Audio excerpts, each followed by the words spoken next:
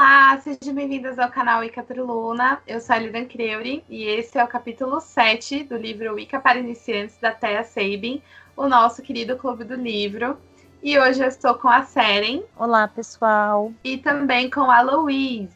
Oi, oi. Muito bem, então a gente vai falar do capítulo 7 hoje, que se chama Conhecendo os Deuses, né? A minha versão aqui em inglês chama Getting to Know the Wiccan Gods. Então, eu imagino que em português esteja algo assim, Conhecendo os Deuses, né? Como é que tá aí? Conhecendo os deuses wiccanos. Beleza. E aí, esse capítulo é bem tranquilo, né? Eu achei. O que vocês acharam? Eu achei muito legal. Como o livro todo, né? Tem umas informações bem básicas, assim, pra quem tá começando. E também tem algumas coisas legais, mas que eu achei, assim, que eu não sabia. E eu anotei algumas coisas pra perguntar. Mas aí, conforme a gente for chegando lá na parte, aí eu pergunto. Então, vamos lá.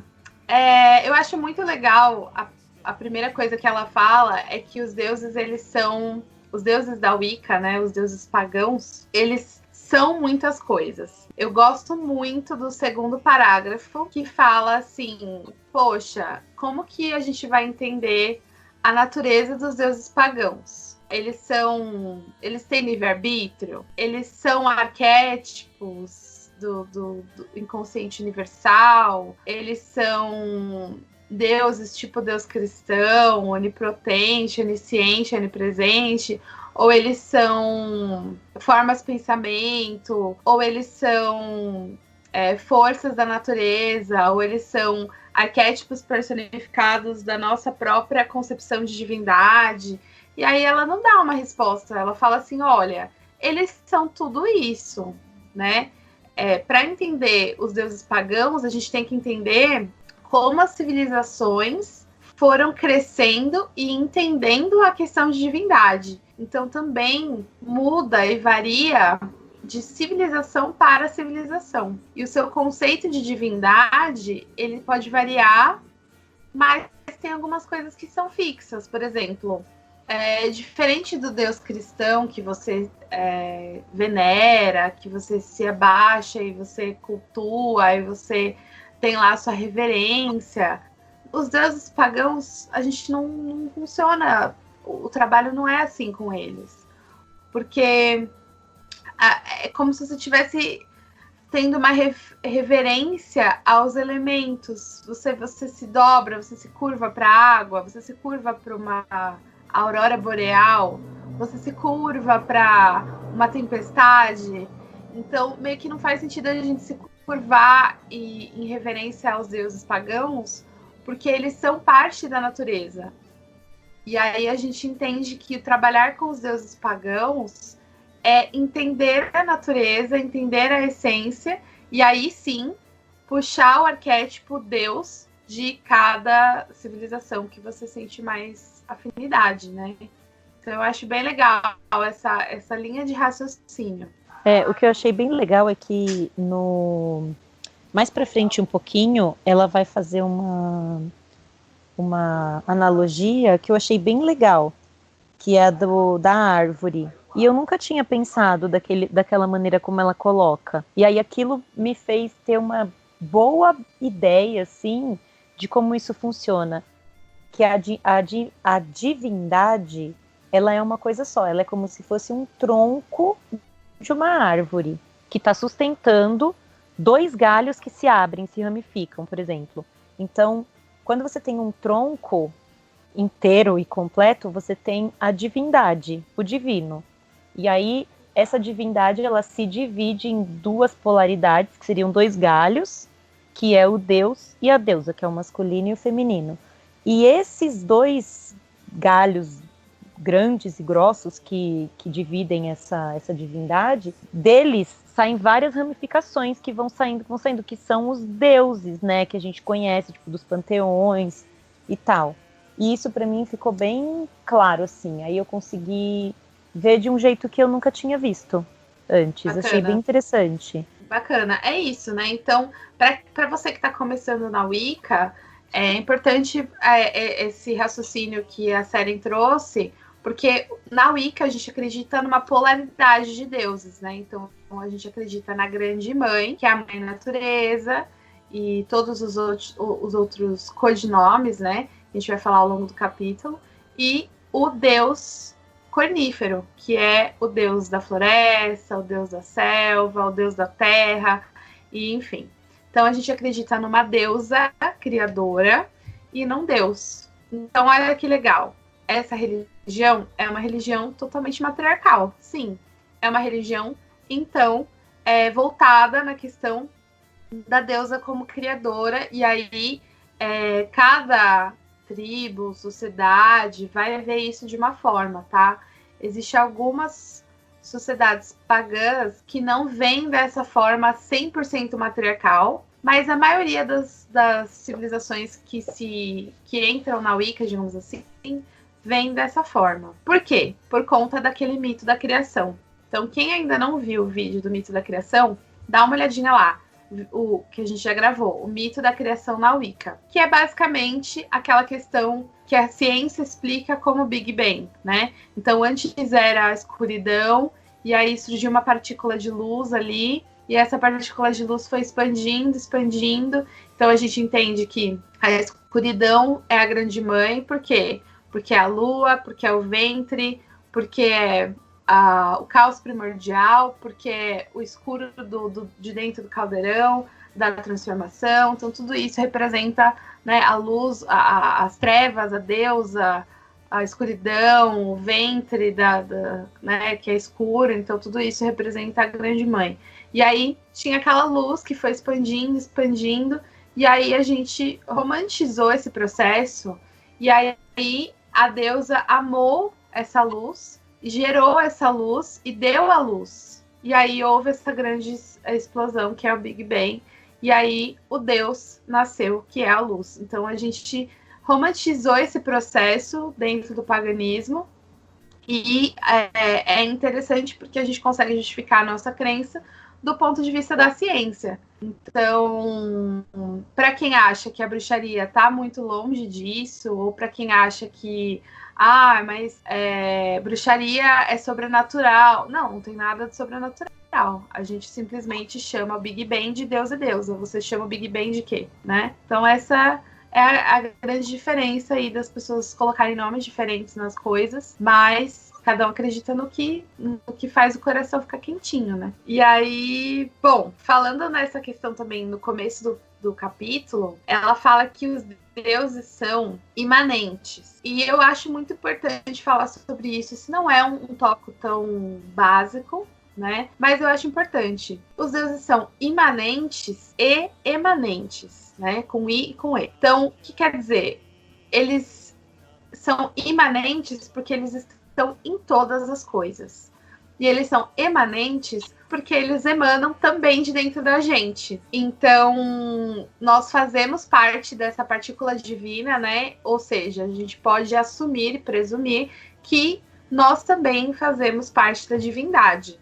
Existe dentro de nós uma faísca divina que é também a mesma faísca divina que está na natureza e também está nas divindades. Então, é interessante a gente pensar na imanência e na emanência desses deuses, né? Em contrapartida, o Deus cristão, a gente não tem essa linha de raciocínio, né? Porque ele veio de uma sociedade que concebeu ele na escrita, né? E até aí a gente não tem comprovação. Mas a natureza a gente consegue ver, a gente consegue olhar, a gente consegue comprovar o processo da evolução, né? Então a gente acredita na questão evolutiva dos animais, dos seres, né? Então a nossa crença está muito alinhada com a natureza, né?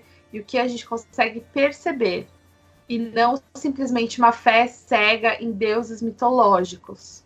Acho bem legal a gente fazer esse paralelo para entender melhor que a Wicca não é uma religião onde você lê um livro de mitologia e fala: que legal, gostei dessa deusa aqui da fertilidade, vou cultuá-la porque ela é bonita. Não. É um processo de observação da natureza. É muito louco quanto que a natureza ensina, né? Porque dentro da comparação cristã que eu tenho, tipo, ensinam pra gente que a gente até para conversar com Deus, digamos que tem que ter uma certa etiqueta. Não que nos nossos rituais a gente não tenha, mas a maneira que a gente pede, tipo, eu não preciso me ajoelhar para minha deusa para conversar com ela. Eu posso simplesmente abrir meu coração e ela vai me dar sinais. Então, tipo, para mim é assim, bem diferente. Até hoje, assim, eu tenho esses confrontos de a maneira que é, porque, tipo, quando a gente se refere a Jesus Cristo, é aquele Deus que pune e não sei o que. Inclusive, essa chuva de gafanhoto que a gente teve, falaram assim que a gente tem que se arrepender do que a gente fez, nossos pecados. Só que é muito contraditório, porque todo esse desequilíbrio que a gente está tendo na Terra, a gente deveria se arrepender sim e melhorar como seres humanos do que a gente está fazendo com a natureza, porque sim, é um momento de arrependimento, só que não aquilo que as pessoas se escondem atrás da Bíblia como moral e bons costumes. E sim de melhorar como ser humano, cuidar de Gaia, da mãe natureza, da força primordial. Então essa comparação tá bem forte na minha cabeça. O quanto que às vezes a gente fica cego por uma mitologia, por uma fé, por um Alcorão, por uma Bíblia, seja lá qual que seja, né? E a gente esquece, às vezes, a essência da religião, do que ela realmente é, o simbolismo. Uhum. Existem algumas vertentes da palavra religião, né? E uma delas que eu acho interessante é que vem do religare, né? Que é se religar com o divino. Eu gosto, eu acho bem legal e na verdade, o religare, ele sempre foi uma tentativa, né, do ser humano. Ao longo da evolução do ser humano, o religare sempre foi uma busca, porque o ser humano sempre estava ali observando a natureza e observando as coisas que ele não conseguia ainda explicar. Então, não é porque a gente virou um ser moderno, um ser independente da natureza, um ser, né, que vive cheio de tecnologia, que o religare não bate forte na gente, né? Mesmo a gente estando vivendo numa selva de pedra e rodeado de tecnologias que deixam a nossa vida mais fácil e até mágica, por que não dizer, o nosso religare ainda bate forte, né? A gente ainda precisa desse religare, né? Então, é interessante como quando a gente está longe dos deuses, quando a gente está longe do nosso eu interior, o nosso eu superior, a gente sente a falta que esse religare faz. Era isso que eu ia falar. Para além de, tipo, ainda bate forte, eu acho que para algumas pessoas é até por isso que bate essa necessidade, assim, de, tipo, que nem, vou usar o meu exemplo, né, de morar num apartamento onde eu não tenho um espaço para eu colocar meu pé no chão, para eu colocar meu pé na terra, então, tipo, essa falta, na verdade, também é o que me impulsiona, né? Sim, eu também. Fazer o caminho de volta. Na verdade, a gente fala tanto em ir adiante, a nossa visão de sociedade, né? Que é crescer, trabalhar para ter, e no final das contas o que queremos é uma vida tranquila, num lugar tranquilo, estar pertinho da natureza, ouvir o barulho do mar, de uma cachoeira, sei lá. E as melhores coisas da vida são gratuitas, que é tipo ver o sol nascer, ver a lua, como que tudo isso transfere energia, como tudo isso é mágico. A gente fala da mágica como se fosse uma coisa totalmente incomum. Só que a mágica, na verdade, ela é normal na nossa vida. A magia que uma planta, que um chá faz no nosso corpo, que a lua faz nas nossas emoções, tipo, é que a gente, com a correria do dia a dia e com toda a tecnologia, cega a gente de se conectar. Mas as melhores coisas da vida são mágicas e são gratuitas e tentam tirar da gente e não podemos deixar. Perfeito.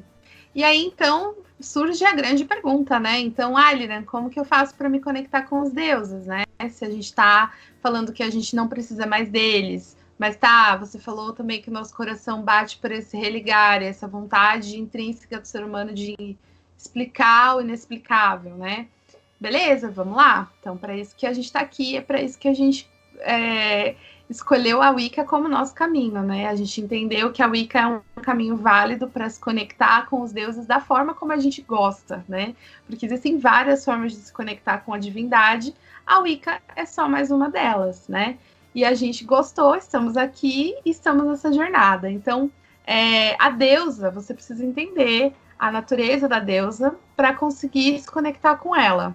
A mesma coisa é o Deus, você precisa entender a natureza dele para se conectar com ele. Você pode chamar a deusa de grande mãe, de mãe, da forma como você quiser, ou um nome específico de alguma sociedade mitológica. E no caso do Deus também, você pode chamar ele de grande pai, de pai, ou de Deus cornífero, Deus chifrudo, o que você preferir. Lembrando que o diabo é uma invenção cristã, então a gente não acredita nem em diabo nem em inferno. Então, quando a gente diz Deus cornífero, Deus chifrudo, Deus de chifres, é uma galhada de um animal, como um cervo, alguma coisa assim, né? Não tem nada de malvado em chifres, né? Não tem nada de perverso. E aí, existe essa grande pergunta em quem já está estudando a Wicca por um tempo, se depara com a questão da mitologia grega dentro da Wicca, que é um pouco controverso, digamos assim. Porque... Peraí. Eu tenho uma dúvida que vem antes, calma. Porque antes de entrar nos panteões, ela fala mais assim, de uma maneira um pouco mais geral, da deusa e do deus. Aí eu fiquei com uma dúvida. Certo. Vou ler o trecho que ela falou, que está escrito aqui em português, e aí você me explica o que significa isso. Tá. Alguns wiccanos acham que a deusa tem 3 aspectos: a jovem donzela, a mãe fértil e a sábia anciã. Até aí, ok. Uhum. Sendo que ela mostra cada uma das suas faces ao longo do ciclo do ano. E outros, como eu, acreditam que ela possui e mostra todos esses atributos de uma só vez. Ela tá falando do que aqui? Porque, para mim, eu tenho que essas faces jovem donzela, mãe fértil e sábia anciã é ao longo do mês, que é na lua. Sim. E aí ela colocou que alguns wiccanos acham que a deusa manifesta esses 3 aspectos ao longo do ano. Então eu queria entender um pouco isso. E outros, como eu, acreditam que ela possui e mostra todos esses atributos de uma só vez. E eu queria saber como. Você sabe me dizer? Então, para quem tá confuso com a pergunta, vamos supor, você é novo na Wicca e não sabia que a deusa tem 3 faces. Tipo, então, eu não consegui nem perguntar, é isso? Não, eu entendi sua pergunta. Mas eu vou sempre puxar para um lado básico, porque vai que a pessoa é muito básica, né? Então, é isso que a Saren falou. A deusa tem 3 faces: donzela, mãe e anciã. Ok? Por que ela tem 3 faces? Porque a deusa foi atrelada à lua. Então, nas sociedades antigas, nas sociedades pagãs, entenda por pagão a pessoa que vivia da sobrevivência e subsistência da terra. Então, as sociedades pagãs antigas olhavam para a lua, a maioria, tá? Não todas. Olhava para a lua e entendia que a lua era a grande mãe. Por quê? Porque eles olhavam para a lua e olhavam para a grávida. Olhavam para a lua e olhavam para a grávida. E aí falavam, é a mesma coisa, né? Então, quando a lua tá cheia, a maré também tá cheia, ou seja, mais peixes, ou seja, nutrição e vida para minha aldeia, enfim. E quando a mulher ali tá buchuda, é a questão da vida também. Então, eles associaram que era a mesma coisa. Bacana. Então, essa era a fase mãe. A fase da lua cheia, né? Aí tem a crescente, que ela tá chegando para ser mãe, mas ela ainda é, né, maravilhosa, ainda tá. E aí a gente chama de donzela, porque ela ainda não é mãe. Ela é aquela donzela que, de novo, olhando para a tribo, é a menina que acabou de menstruar, por exemplo. Né? Ela não é mãe ainda, mas ela já teve ali a sua iniciação de feminina. E aí, a lua minguante, que ela já passou pela fase donzela, já passou pela fase mãe, e agora ela é minguante, agora ela é anciã, agora ela é sábia, né? Porque toda anciã da aldeia era sábia. E aí, por que a lua minguante é uma lua de sabedoria também? Porque ela mostra pra gente assim, olha, esses 6 dias são o último ponto de luz que eu vou te dar. Depois tem uma fase escura. E aí, toma cuidado, então, para você tirar a sua barraca do aberto, nenhum animal feroz vir comer você, sua aldeia. Então, assim, tem toda essa questão do aviso, do oráculo, dessa questão de, né? Enfim. E aí a fase negra, e aí a fase nova, né? Que é quando nasce uma criança. E aí, beleza. Associaram a deusa com essas 3 fases, ou 4 fases, se você considerar a fase negra. Aí ela fala que tem wiccanianos que acreditam que a deusa vai trocando as fases conforme o mês, e tem outros que falam, não, ela se apresenta nas 3 formas o tempo todo. O que é isso, né? Como assim ela se apresenta nas 3 formas o tempo todo? Ela tem 3 cabeças? Como que é, né?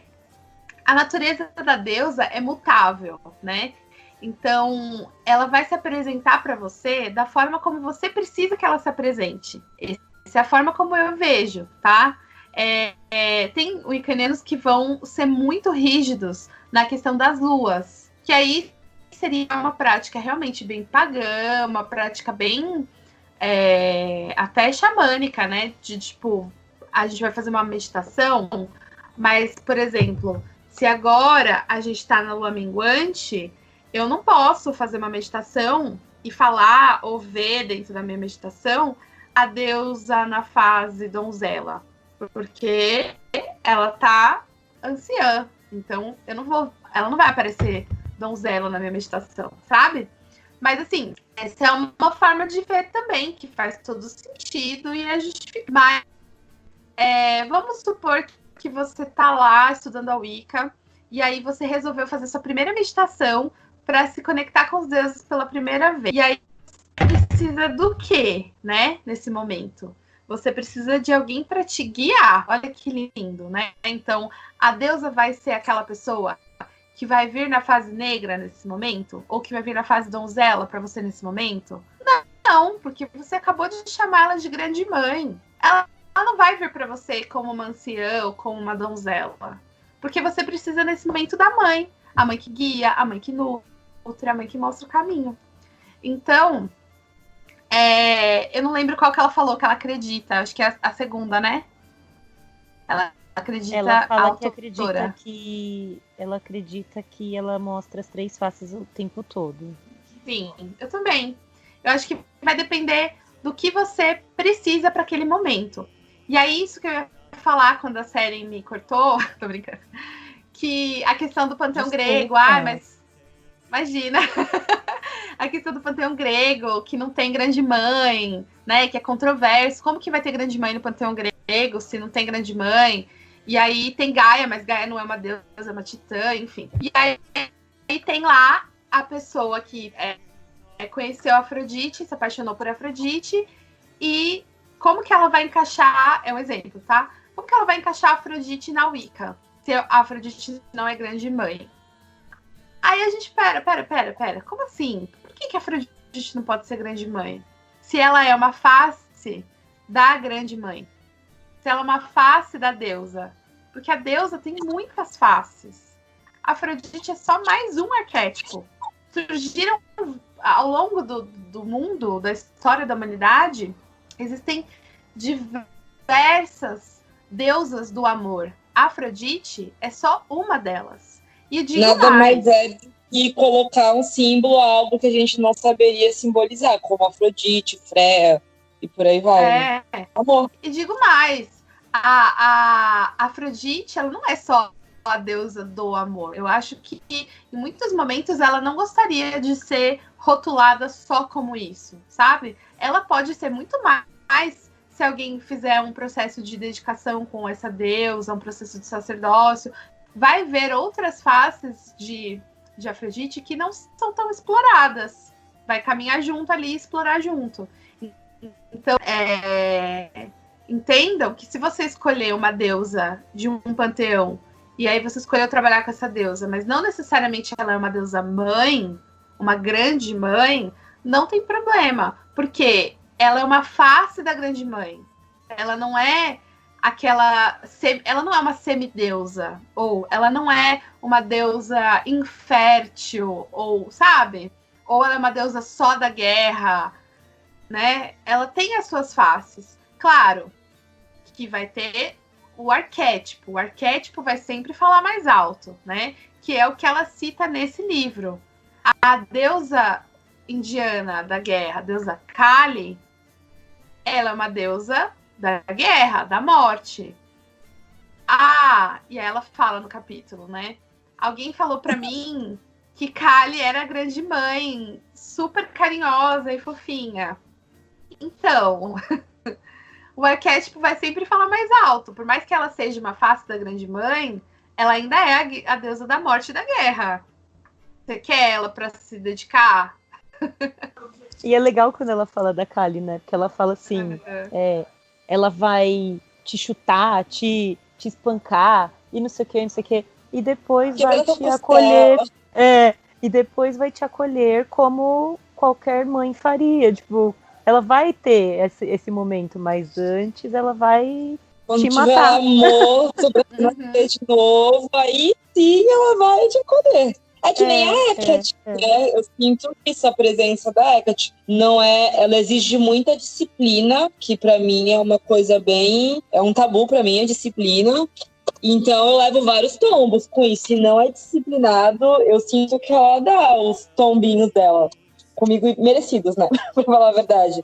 Mas também quando você aprende, parece que passa aquela reviravolta, você aprende mesmo. Você vai lá no fundo, lá na escuridão, tipo assim, depois que você olhou a escuridão, que o susto passou, que o choque passou, aí sim, vamos lá e vamos acordar. Então são várias faces mesmo. Tipo, a questão do panteão grego, eu sei que a Wicca nunca combinou muito, porque geralmente a gente é mais vinculado à questão das religiões celtas, e não, mas pra mim, que nem eu saí da religião católica, foi minha primeira, né, que era uma religião cristã.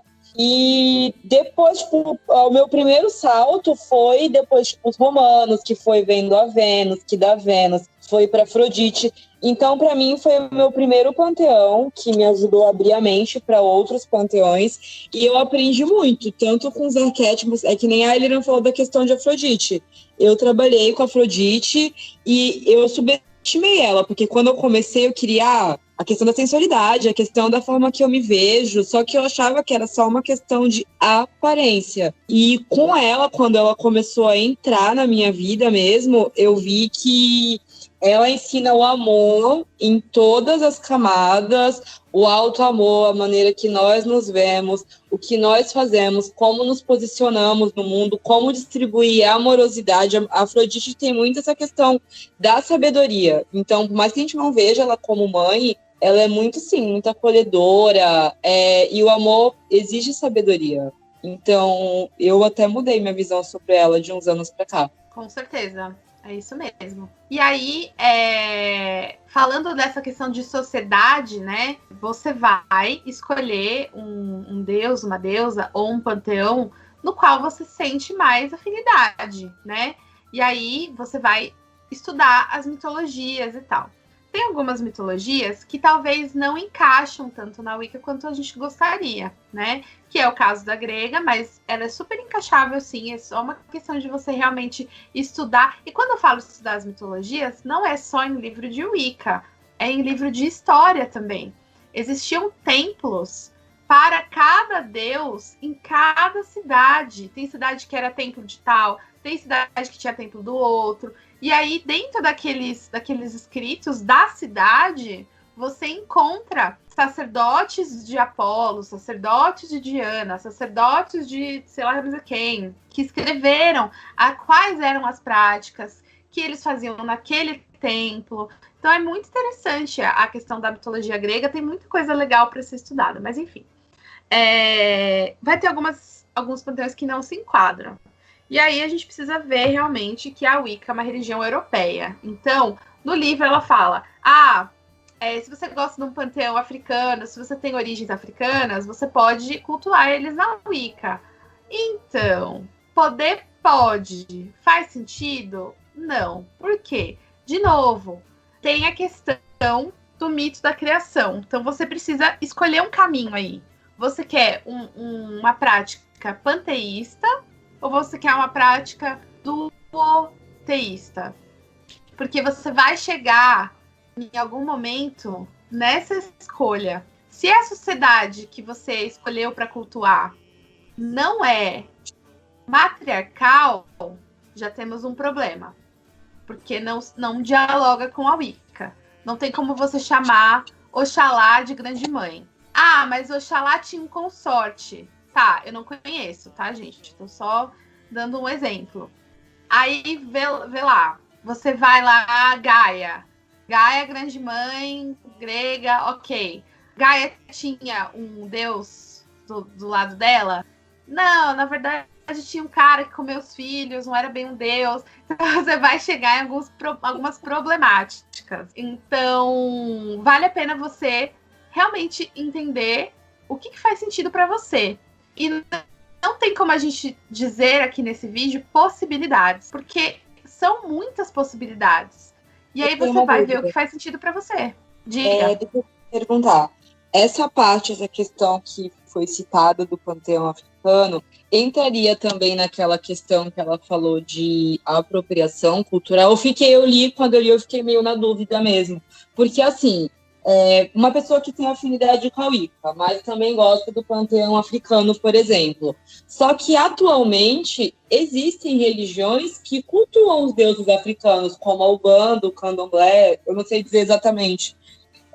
Exato. Talvez seja melhor essa pessoa ir para a Umbanda, ir para o Candomblé. Se ela quer cultuar os deuses africanos, vá para um lugar onde tem o culto certo, onde as pessoas cultuam da forma que ressoa com eles. Porque a religião é ativa, né? Assim como o hinduísmo. Por exemplo, Luiz, eu já ia falar meu nome civil, o vício.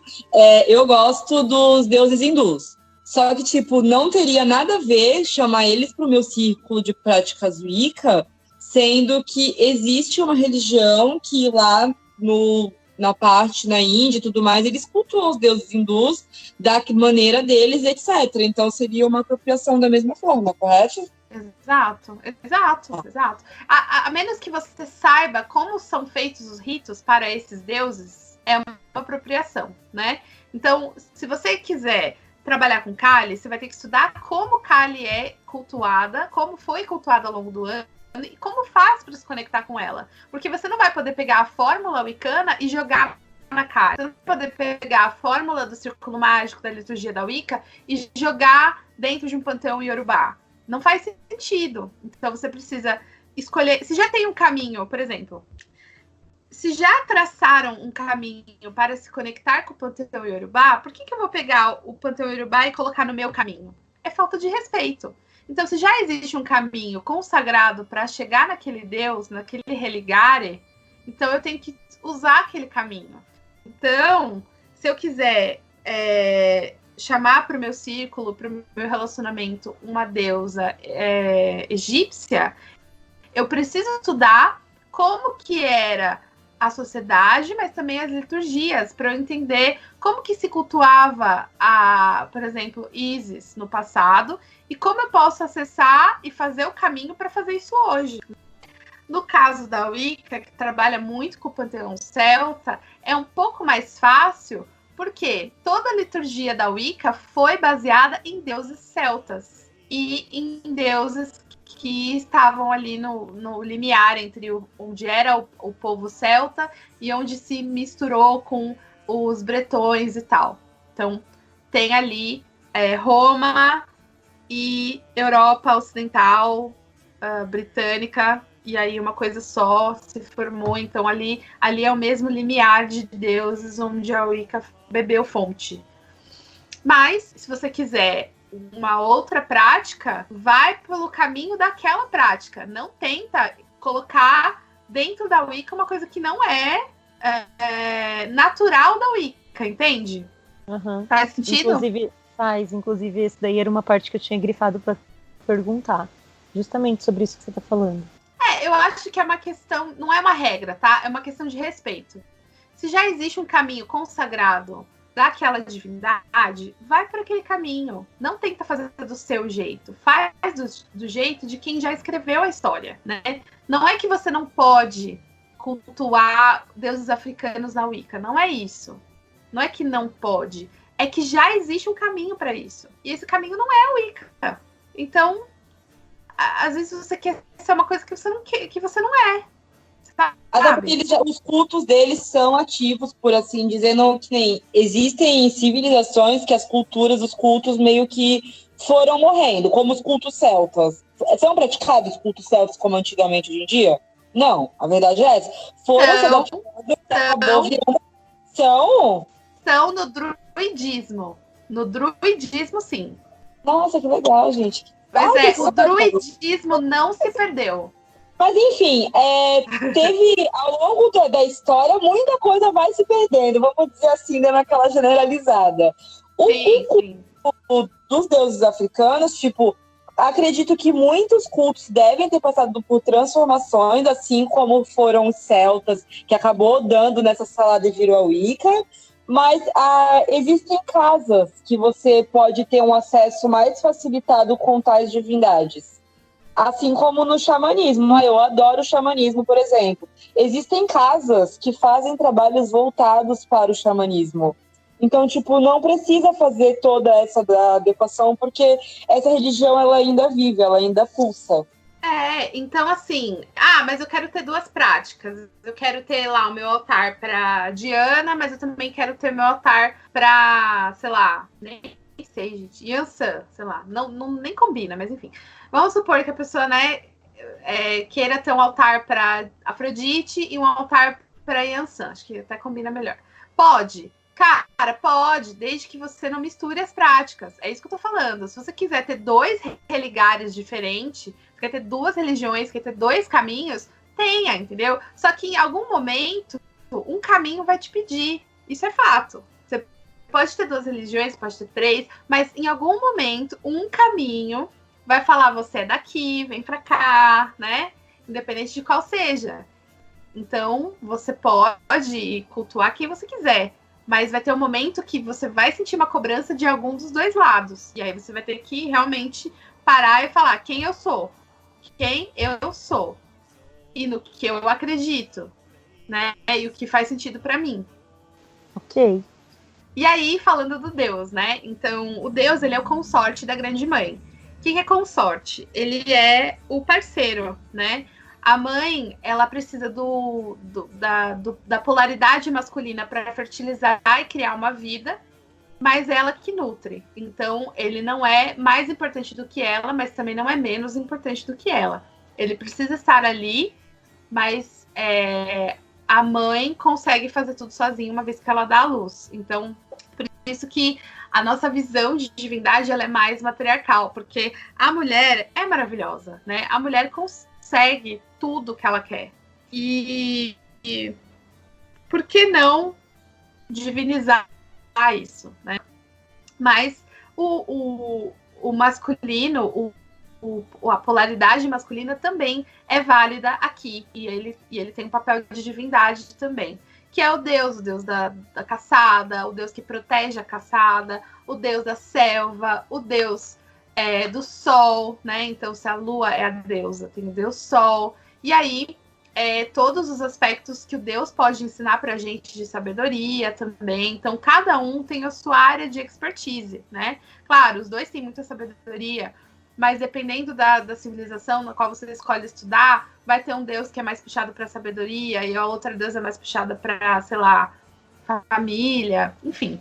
E aí a gente cultua o Deus também. E lembrem-se que cultuar não é reverenciar, é entender que eles fazem parte da gente e a gente vai honrá-los. Acho que a palavra correta é honrá-los. Honrá-los como? Honrá-los com a nossa lembrança, honrá-los com a nossa vida. Então a gente lembra dos deuses antigos e a gente fala, olha, eu tô aqui, eu sou a Ailina, eu tô aqui, eu quero ter um relacionamento com você, deusa tal, deus tal. E eu trouxe aqui uma oferenda para dizer o quanto eu estou a fim de trabalhar com você e eu quero experiências com você, quero aprender com você, então te trouxe aqui uma oferenda. Um ponto importante: não existe nada de graça, ok? Tudo que você for trabalhar com os deuses tem que ter oferendas. Nem que seja um copo de água, tem que ter alguma oferenda. Porque assim, é nessa vibe que os deuses pagãos trabalham, ok? Não existe contato com divindades sem oferenda. E nessa parte do capítulo, ela dá o passo a passo, né? Bem legal. Como todos os capítulos, né? Ela vem dando passo a passo de tudo, assim. Desde, tipo, do círculo, dos quadrantes, daí agora chegou nos deuses, e ela dá um passo a passo bem, bem legalzinho, assim. Bonitinho. Sim. Tá em contato, né? Com a Deus e o Deus. Então achei aí bem vocês legal. vão ler lá, porque nesse capítulo ela ensina como fazer o primeiro contato e ela ensina também como fazer a primeira invocação. Então acho que a gente não precisa falar aqui, né? Vocês vão ler lá, mas ela ensina a fazer o contato inicial, né? Que é sempre vindo com uma oferenda. Eu acho que ela não enfatiza tanto quanto eu gostaria, viu, Seren? Essa questão da oferenda. Mas de resto, tá bem explicadinho mesmo. Por que eu bato nessa tecla da oferenda? Porque muita gente vem para a Wicca e continua tratando os deuses como se fossem deuses cristãos, né? Que eu já falei muitas vezes isso. Vou pedir uma coisa para Diana. Eu vou fazer uma oração para Diana e vou pedir e ela vai me atender. Não, gente, não funciona assim, né?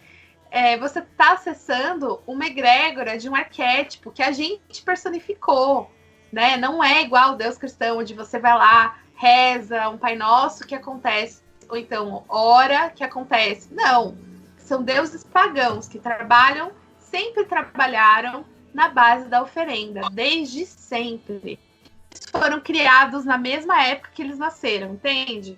Na nossa cabeça, é tipo assim, no momento que a civilização olhou para o céu, olhou para a terra, olhou para a lua, olhou para o sol e falou, isso aqui é divino, nesse momento, eles foram personificados. E aí, desde sempre, a oferenda sempre foi essa, o contato sempre foi oferenda, né? A minha colheita tem que vingar, porque se não vingar, a gente vai morrer de fome. Então, a gente vai deixar um pouquinho aqui para nossa grande mãe lua, para o nosso o grande pai sol, e aí vai dar certo. E dava certo. Então, assim, é uma questão de tratativa. Sempre foi assim, nunca vai mudar. Mas eu peço todo dia de manhã a proteção da deusa tal. Que legal, você pede todo dia de manhã a proteção da deusa tal. Então, meu amor, todo dia de manhã você tá pedindo e essa conta tá só aumentando o seu crédito, né? Pede e nada em troca. Então, você tá pedindo proteção todo dia de manhã pra deusa tal, então trate de também fazer uma honraria, fazer uma libação, uma oferenda para essa deusa tal todo dia, né? Ou você deixa no seu altar uma oferenda fixa, né? Que você troca semanalmente, e ali vai ser aquela oferenda fixa para os deuses, porque você está em contato com eles o tempo todo. Não tem oferenda fixa, então, quando você pedir, dá a oferenda antes. Pode falar, Seren. Você chegou exatamente no que eu ia perguntar. Eu ia perguntar uma coisa de ordem prática mesmo, assim. Tipo, como fazer com as oferendas, que é uma coisa que muita gente tem dúvida, não é? Tipo, como faz com as oferendas? Sim. Quando é comida, quando é flor, que destino dá para cada coisa, essas coisas. Beleza, perfeito. Bom, como a gente é uma religião ecológica, né? Então nada se perde, tudo se transforma e tudo se cria, né? Então, oferenda de comida, você vai oferecer e se for algo perecível, você pode comer depois. Se for fruta, você vai oferecer e ao longo de uma semana você vai usar para compostagem ou você vai usar para adubo, enfim. Se for algo de bebida, você vai beber. Se for uma bebida que estraga, você pode usar de compostagem, adubo, você pode usar como veículo carregador para tintura, qualquer coisa assim, né? Então, nada se perde. E aí, tem os específicos, né? Por exemplo, se não for uma oferenda de comida, se for flores, pode usar para adubo, pode usar para fazer algum tipo de extrato. Se for vela, você pode derreter de novo e criar uma nova vela. Se você não souber fazer, guarda os toquinhos para colocar no caldeirão depois para pegar fogo. Mas eu aconselho aprender, porque não é tão difícil. Evita jogar fora, né? Se for uma vela de oferenda, porque você pode reutilizar ela até para pegar fogo de novo, ou você pode usar ela para fechar uma carta, para fazer um sigilo, passar a cera da vela no cantinho do sapato para não machucar seu calcanhar. Tem tantos usos, né? Mas para quem usa muita vela, então talvez seja interessante você aprender a reutilizar, porque se você gosta de usar muita vela tal e usa sempre uma vela por semana, 2 velas por semana, aprende a reciclar isso daí, porque a gente não pode ficar gerando mais lixo, né? Que mais? Flores, já falei. Que mais, Seren? Eu acho que é mais isso, né? Você falou dos líquidos, das bebidas e dos alimentos, que eu acho que é uma dúvida que bastante gente tem. E acho que é isso. Normalmente fruta dá para você colocar nos vasos e tal. É uma boa forma de adubo, mesmo que não funcione tanto quanto a ciência, né? A ciência fala que o adubo especializado de adubo funciona melhor do que casca de ovo, do que planta, do que fruta, ok. Mas assim, não vai fazer mal nenhum para sua planta. A menos que tenha ali uma toxicidade diferente, né? Mas a fruta, você pode usar ela para fazer extrato depois que ela tá seca. Então, nada se perde, né? Negócio de comida. Quando for uma comida mesmo, por exemplo, tem deusas que têm oferenda de carne. Ou deuses também. Aí você pode comer logo em seguida, tá? Você pode oferecer na própria mesa. E aí você deixa um pouquinho no prato, ou você queima, tem 2 opções. Tem muita gente vegetariana que não come carne, e aí isso daí não vai ser um problema. Mas tenta sempre pensar em qual que vai ser o lixo que aquilo vai produzir. Por exemplo, se você vai comprar um vaso de flores, talvez seja melhor comprar o buquê ou as flores soltas, sei lá. Porque o vaso de flores vem com plástico que, se você for reenvasar, você vai jogar o plástico fora. Se você for usar aquilo, a flor vai morrer e depois você vai jogar o plástico fora de novo, que eu te conheço. Então, às vezes é melhor você, sei lá, comprar a semente, ou então comprar a flor. Eu sempre uso flores no ritual, sempre. E eu sempre acabo tendo que descartar o vaso, eu falo por mim mesma. Então, assim, porque também eu sempre tô fazendo ritual em hotel, essas coisas, então eu não consigo colocar o vaso na minha mala, assim. Lavar o vaso, então dar uma outra vida pra flor. Então eu sempre dou de presente pra alguém, ou então eu deixo no próprio hotel. Ai, gente, é muito triste essa vida de celebrar em hotel. Mas, enfim. Se você tá num Deus, ideal, é muito. Imagina só o trampo que é toda vez que eu vou fazer um spa, um sabá. Se eu comprar as coisas, eu tenho que dar um jeito de dar um fim, porque não tem o que fazer, né? Mas se você tá num lugar ideal, aí você pode começar a pensar em soluções não consumistas, né? Olha que legal. Se você tem o seu altar na sua casa, se você tem uma prática fixa. Você não precisa ser consumista, ficar comprando um monte de vela. Porque, gente, a vela nem é tão necessária. O povo antigo usava vela para iluminar. Você não precisa usar vela, se você não quiser. Porque ela não tem mais a função que ela tinha. Que é iluminar. Claro que tem toda a atmosfera mágica da vela. A vela representa os 5 elementos. Porque tem água, tem terra, tem fogo, tem ar. Claro, a vela é maravilhosa, gente. A vela ativa a magia. Eu não consigo fazer nada sério sem vela. Beleza. Mas, assim, você não precisa estar louca de vela toda semana. A menos que você recicle. Entendi, beleza, obrigada. Acho que é isso, né? Eu acho que, assim, falando ainda de oferendas, acho que uma última coisa. Você pode ser uma oferenda viva. Olha que lindo, né? Você fala assim, nossa, eu não tenho nada para comprar para os deuses, eu não tenho nada, né? Eles não querem que você compre nada se você não puder. Tem que ser muito de coração. Você pode ser uma oferenda viva. Ah, Ailina, como que eu sou uma oferenda viva? Eu jorro meu sangue para os... Não.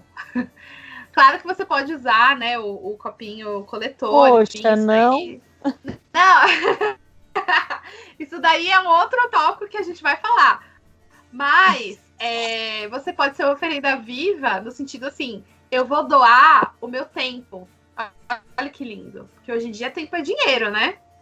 Eu vou doar o meu tempo para os deuses. Eu vou doar uma dança para os deuses. Eu vou doar uma música que eu vou criar para eles. Ou eu vou doar um exercício, né? Se é um Deus que preza essa questão do alto amor, né? Do cuidado, eu vou doar um exercício. Eu vou doar, eu vou oferecer um perfume, que é o perfume que eu vou usar, não é que vai ficar lá parado. Toda vez que eu colocar o perfume, eu vou oferecer o perfume para a divindade tal, porque ali você pode até fazer um glamour, né? Ai, maravilhoso. Você pode oferecer um batom, você pode oferecer. Gente, você pode oferecer. Ponto. Entendeu? Vai ali do seu amor, da sua criatividade, né? Não é só coisas consumíveis, tem coisas que são não palpáveis, que também são tão válidas quanto. O próprio canal, gente, o Wicca Triluna é uma oferenda aos deuses, né? Eu não sei se eu já falei isso aqui, mas foi a forma como eu decidi fazer o meu sacerdócio vingar, fazer o meu sacerdócio... Foi a forma que eu encontrei de exercer meu sacerdócio de forma à distância para uma pessoa que trabalha demais. Falei, como que eu vou ser sacerdotisa, sendo que eu não tenho um ofício, né? O que eu vou fazer com o meu sacerdócio? Eu tenho que pôr isso aqui para trabalhar. Então, o canal, ele foi, sim, uma oferenda. É uma oferenda constante, né? A minha vontade de trazer conteúdo de qualidade gratuito sempre foi e sempre vai ser uma oferenda. Então, tudo que você fizer com esse mindset para os deuses é super válido. Legal. Não, é que são coisas que eu nunca tinha pensado. É legal mesmo. É isso, gente. Tudo que você faz com amor, tudo que você faz com dedicação, tudo que você faz com... Sabe aquela coisa que você faz, você fala assim, nossa, eu gosto muito de fazer isso. Aquilo ali vira uma oferenda quando você fala as palavras, olha, eu tô fazendo isso aqui porque isso aqui é uma oferenda para vocês também, a minha dedicação com a minha família, sabe?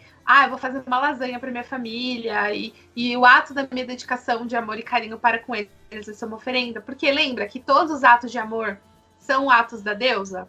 Então, é uma oferenda. No livro, depois que ela fala sobre, põe o guiazinho lá de como se apresentar para os deuses e tal, para Deus e para o Deus, aí ela vai falar de outros deuses. Essa parte que ela fala de outros deuses é a parte dos panteões. Aí ela coloca até os deuses celtas, gregos, romanos, nórdicos e egípcios, são provavelmente os mais famosos entre os wiccanos. Aí depois ela vai falar das questões da etiqueta, que eu acho que isso era legal da gente pensar, que ela fala assim, ela coloca 4 questões de etiqueta. E em primeiro lugar, embora arquétipos e categorias de deuses que existem em todos os panteões do mundo, os deuses também são produtos da cultura em que são cultuados. A gente já falou bastante disso, né? Nos clubes aqui. E ela coloca também nessa parte da importância de você tentar não misturar os panteões e tal, coisas que também já foram ditas sim, aqui. Sim. Não misturar por aquilo que a gente falou, né? Você respeitar a egrégora de cada deus. Isso.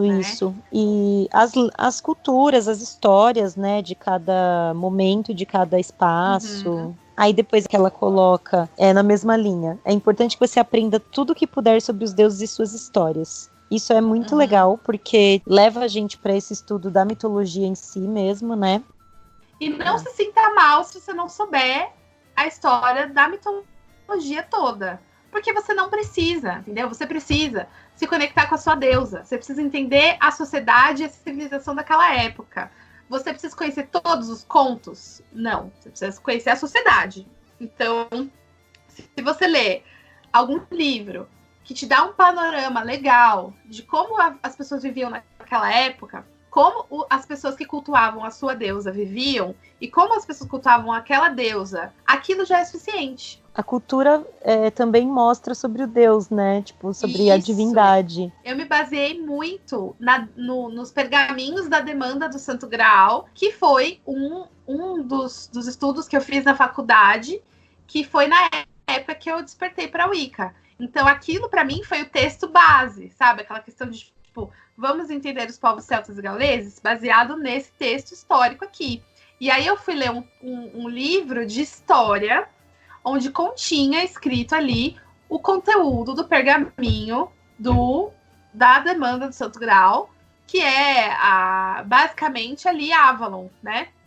E aí ali você tem toda a história de quem cultuava Cérridwen, você tem ali a história de Merlin, você tem ali o mito de Cérridwen, você tem ali a importância de Cernunnos. Então, olha que legal, é uma peça histórica onde tem os fatos arqueológicos daquela civilização, que isso é muito importante para a nossa fé, e você tem ali o retrato daquela civilização e como as oferendas eram feitas e quem faziam as oferendas. Isso é importante também, porque tem sociedade que é o sacerdote que faz oferenda.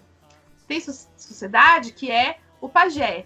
E aí, sim, vai mudando, né? Então, por exemplo, Cérridwen, quem fazia oferenda eram as donzelas. E aí as donzelas eram preparadas para serem sacerdotisas, né? Então é muito parecido com a Wicca, gente. Eu vejo, assim, uma semelhança muito grande. E aí eles tinham uma alta sacerdotisa e um alto sacerdote que funcionava como oráculo. Para mim, faz muito sentido. Então, assim, encaixou tudo bonitinho, né? Mas o grego é diferente. No grego, você tem sacerdotes e sacerdotisas trabalhando juntos. E você tem o oráculo que sempre era mulher, uma mulher virgem. Então, você já tinha aquela questão da virgindade muito forte na sociedade grega, ou seja, machista, né?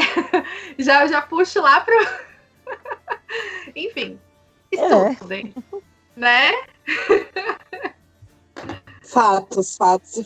Esquecemos de alguma coisa? Eu acho que então, esse negócio dos 4 pontos da etiqueta, a gente meio que falou sem citar 1, 2, 3, 4. Foi mesmo. Porque o terceiro vai falar de conhecer a cultura, do Deus que você está trabalhando, e o quarto vai falar de que muitos wiccanos consideram que é uma postura ruim misturar os panteões. Enfim. Mas tem uma coisa que eu fiquei com dúvida aqui mais pra frente, porque a última parte do capítulo, ela coloca a receitinha de como chamar os deuses pro círculo. Porque ela fala que é diferente, aquilo que a gente falou de você se apresentar pra deusa, se apresentar pro Deus, e você chamar os deuses pro círculo.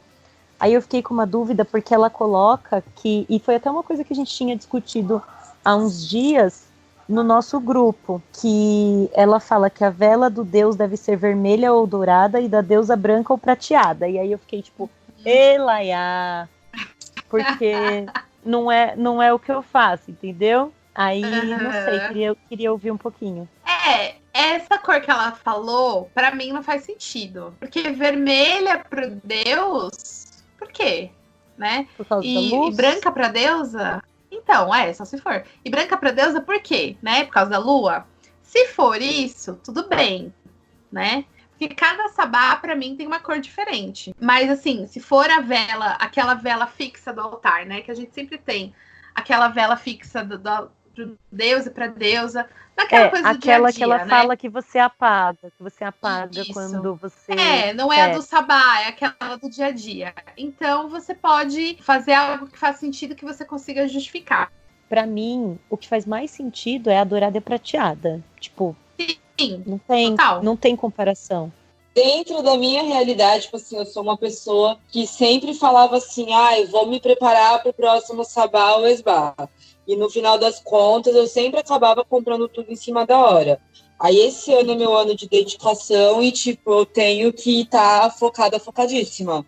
Aí eu gostava das coloridas, fazia uma bagunça, mas eu vou falar que a meleca nem me incomodava tanto, sério, porque virava aquela virava aquele montão de cera. No final das contas, eu juntava tudo e fazia um velão misturado, tipo, durante o tempo. Aí eu ia guardando e acumulando. Mas agora, na vida prática, até aqui lojinha de coisa mística é tudo muito longe. Então, eu comprei um saco de preta, adoro vela preta, até porque desde antes da dedicação eu celebro a lua cheia, agora eu tô firme celebrando, mas eu gosto de celebrar a lua negra, gente. Eu gosto, assim, então... Aí não pode faltar aqui a preta e a branca, eu tô aprendendo a trabalhar só com a branca também como coringa. Porque tem vezes que eu não consigo achar nem a preta por aqui. A branca tem tudo. Por isso Ela que é todas as cores, bom, né? às vezes, você...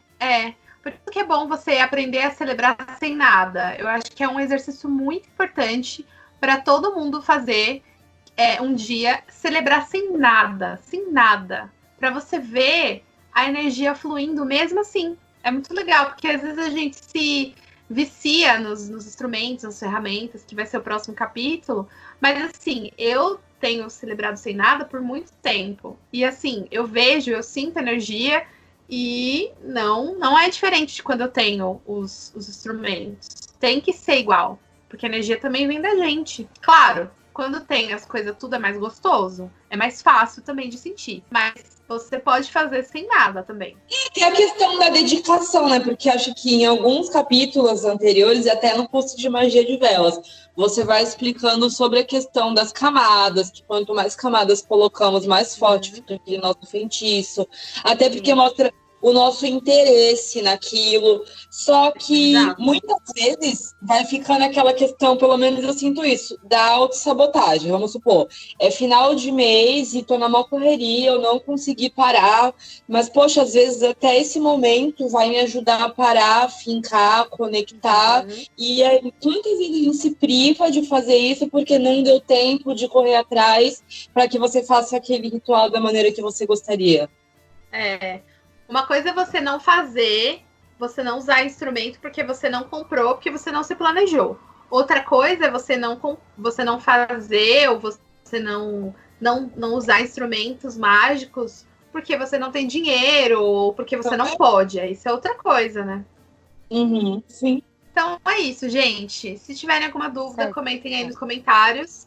E até a próxima, até o próximo capítulo, que a gente vai falar de ferramentas mágicas. Blessed be. Blessed Blessed be.